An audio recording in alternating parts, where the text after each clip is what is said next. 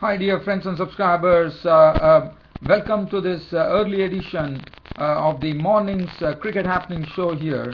Well, this is going to be, we are going to talk about the 4 days play between New Zealand and Bangladesh, which unfortunately ended, in fact, pretty early in the sense the match didn't go the whole hog, in the sense the 4 days play didn't go the whole hog, unfortunately.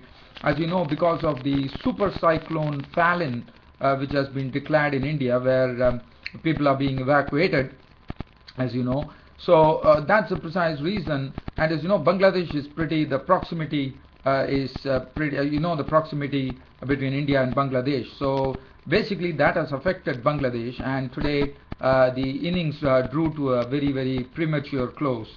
But let me talk about this match today. Now, yesterday when I was talking about this match on the third day, I was briefly hinting at how much Bangladesh would make. I mean, they should whittle down the lead, in the sense they should not be conceding probably not more than 20 or 30 runs lead. But what transpired today was something which was absolutely extraordinary, because actually what I was talking about is for Bangladesh to actually concede a slender lead to New Zealand, and here Bangladesh are the ones who have actually taken the lead. Can you believe it?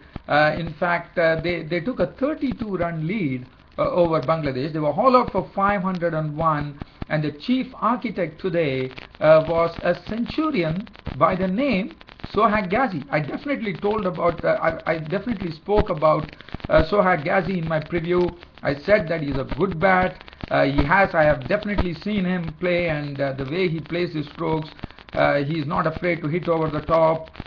He has some very good stroke. I mean, he's a very, very bold player, in the sense he's a very good striker of the ball. Basically, he also has some good technique. He leaves the balls harmlessly outside the off stump, and he doesn't really fiddle around. And he can, I mean, he's such a player. I mean, after watching him, Sohag Gazi, I can very clearly say he's like one of those all-rounders that Bangladesh have to really, really nurture now, because what has happened is, after Mominul Haq the other day scoring 181, what Sohag Gazi did is went on to a maiden test century.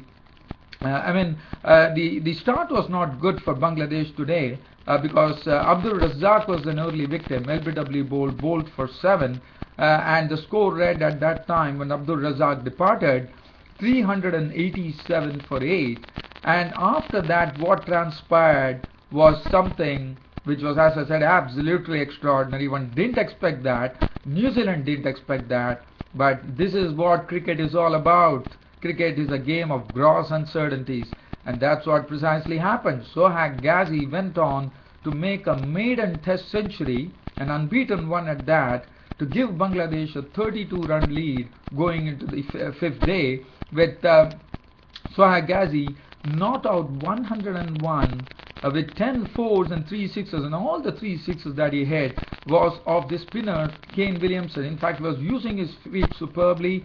As I said, he is a person who really likes to hit the ball. He can also block well.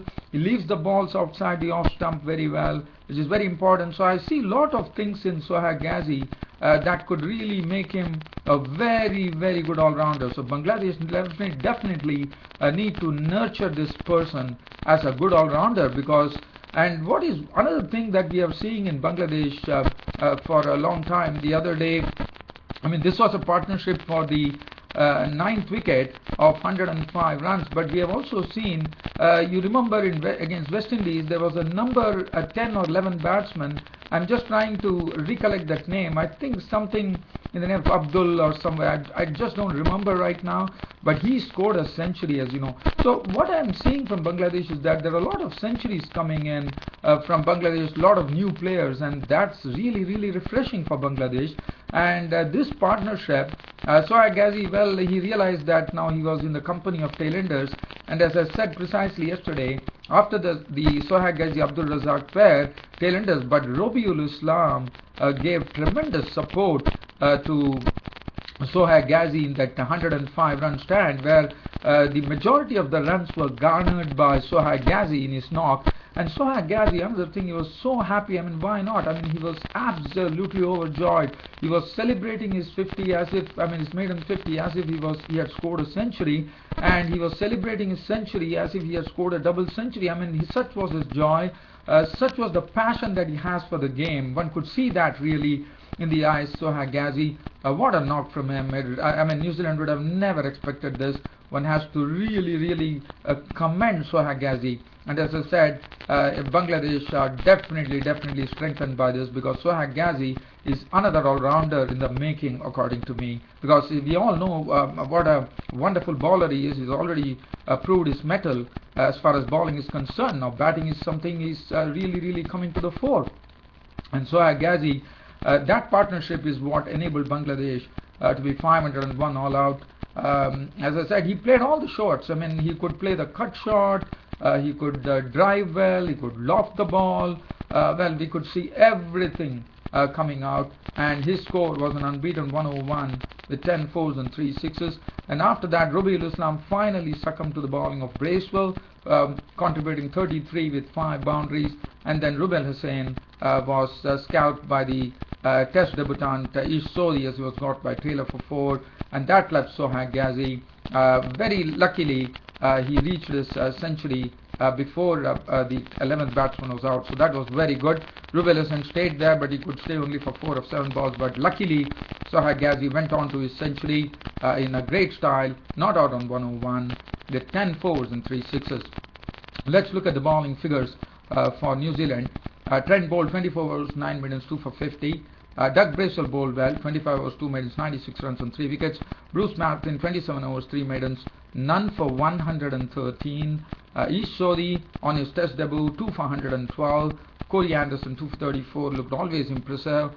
Ken Williamson, 27 overs, 4 maidens, 8 runs and 1 wicket. And well, as far as New Zealand were concerned, they finished at 117 for 1 at stumps on day 4. So essentially, if you look at it, they are 85 runs behind. I mean, so they are 85 runs in the lead right now, and they lost Hamish Rutherford. As you know, Hamish Rutherford definitely likes to play in a very aggressive mode, and that's what he precisely did as an opener. He contributed 32 runs with 3 fours and 1 6 before being scalped LBW by Nasir Hussain for 32, and the wicket fell at 48. The New Zealand score read 48 at that time. So Rutherford was gone for 32, and then in fact Peter Fulton and Williamson just dug themselves in and decided that they have to really apply themselves, and that's what they precisely did, and took New Zealand towards the safety without any further mishap, with Peter Fulton finishing on an unbeaten 44 with 2 fours and 2 sixes, and Kane Williamson not out on 28 with 2 fours. New Zealand 117 for 1 at stumps on day 4 of the first Test match between New Zealand and Bangladesh. As far as the bowling was concerned, as I said, the super cyclone Fallon, which is sweeping India, has had an effect there, and one only hopes whether there will be, because looking at things, cyclone is definitely going to have a big effect on Bangladesh due to its proximity, and one sincerely hopes, but I don't find any prospect here of tomorrow because of any play continuing unless until he gets some play. But well, at least a result is absolutely ruled out now, considering the fact that there's going to be a lot of rain tomorrow, or that is on the 5th day. I'm only worried that probably the 5th day's play might even be washed out totally. Well, as far as the Bangladesh bowlers were concerned, Abdul Razak 7 overs, 2 maidens, none for 13. The wicket taker being Nasir Hussain, 9 overs, 4 maidens, 1 for 20. Rubiul Hussain was costly, 1 over bowled for 12 runs. Sohag Gazi, 6 overs, went for 21. Shakib Al Hasan 9 overs, 1 maiden, none for 19. Rubiul Islam 4 overs, 1 maiden, none for 9. Mominul Haq bowled 4 overs for 10 runs. So prospects are not looking good, unfortunately, due to rain. Well, as I said, today's day definitely belonged to that centurion, the maiden centurion from Bangladesh, who came in at number 8 and actually got a century under his belt and gave the lead to his team here. And well, other than that, dear fans, so this is the match situation as far as the 4 days play is concerned between Bangladesh and New Zealand. Just looking at some other cricket news, if at all I'm in a position to actually talk about that.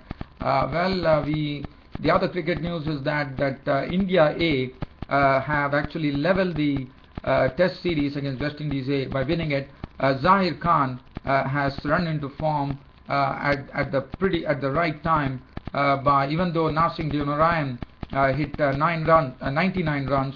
It was of no avail as actually India A squared the series with West Indies A by actually winning the match by an innings and 54 runs. As you know, the first Test match was won by West Indies A, but one refreshing fact for India is that Zahir Khan bowled splendidly, and there are a lot of positives which are coming in. Gautam Gambhir's century, and here Zahir Khan 16.5 overs, 3 maidens, 4 for 59, winning the match for India. He took very good wickets. As I said, Nasing Deonarayan from West Indies A contributed 99, Fudadin making 49, and West Indies were all out for 242. So that is some news that I wanted to cover. Other than that, dear fans, friends, subscribers, there is nothing much to really talk about. As I said, the 5th day's play between Bangladesh and New Zealand is looking highly doubtful. Well, if we get play, that would be great. But one thing that I would like to tell on this Cricket Happening show, dear fans, friends, subscribers, probably tomorrow you might see me doing a show, probably, because I am on vacation, dear fans, friends, and subscribers. So there's going to be, I know, dear friends and subscribers, you will be definitely missing me, who are very, very pretty loyal to this show, will definitely missing me. But unfortunately, as you know, I have to take a break. So I'm taking a break from this Cricket Happening show. I'm going to my hometown.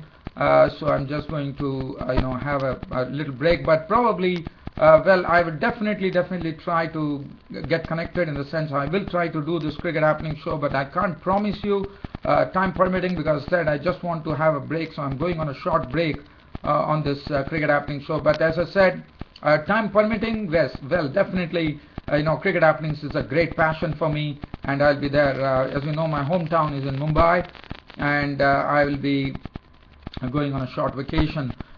So unfortunately, this Cricket Happening show, I'm not sure about it at all. As I said, all time permitting, because this is a break for just relaxing myself, and definitely I'll be coming back probably in the month of